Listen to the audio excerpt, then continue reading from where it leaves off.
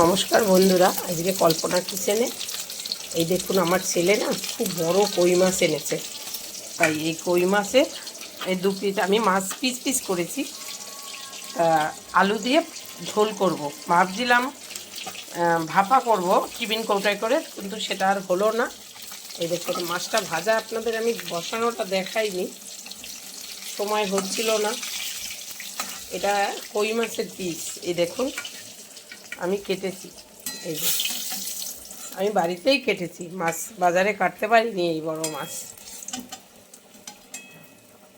Hybrid না, এটা দেশি মাছ। এই দেখুন কি সুন্দর করে ভেজে রেখেছি। এবার আলুটা ভেজে নেব। আমি আলু দিয়ে একটু কম মশলা দিয়ে ঝোল করব। দেখুন আলুটা লাল লাল করে ভেজে নিয়েছি, একদম পুরো লাল করে।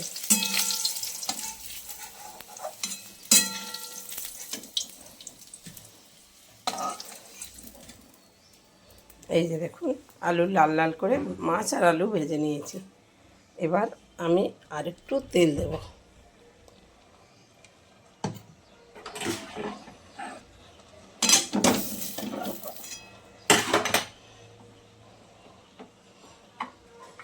এবার ফোড়নে তেজপাতা, সাদা জিরা, লঙ্কা।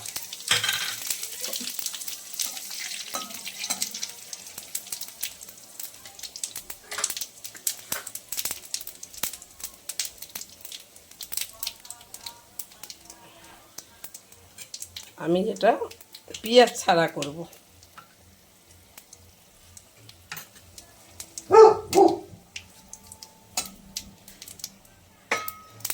এবার আদা বাটা,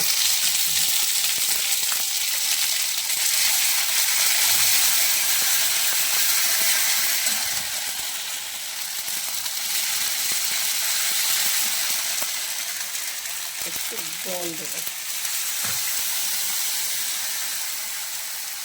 এবার হলুদ, লঙ্কার গুঁড়ো, জিরে, ধনে দিয়ে দেবো।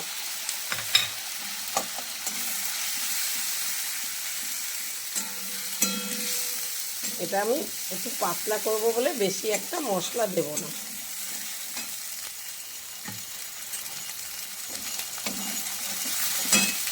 এবার এই টমেটো কুচিয়ে রেখেছি, টমেটোটা দিয়ে দেবো। মশলা দেখুন মশলাটা কষানো হয়ে গেছে। এবার আলু ভেজে রেখেছি, ওটা দিয়ে দেবো।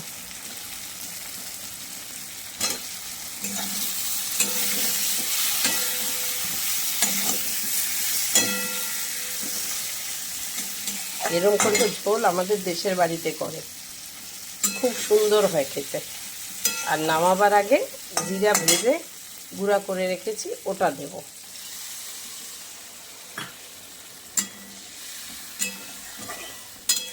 জলটা দিয়ে দিলাম, আর একটু লাগবে।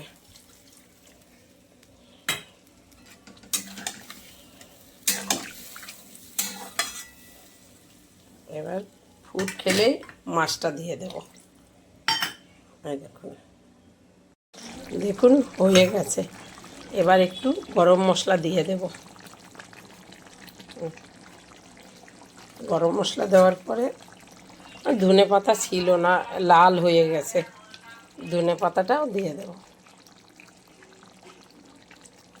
এবার নামিয়ে দেব। এই যে দেখুন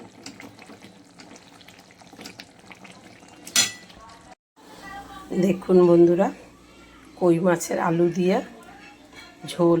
আসলে এত বড় কই মাছ না আমাদের ঘরে কখনোই আসেনি, আর আমি সত্যি দেখিও নি। কি দারুণ হয়েছে দেখুন একবার,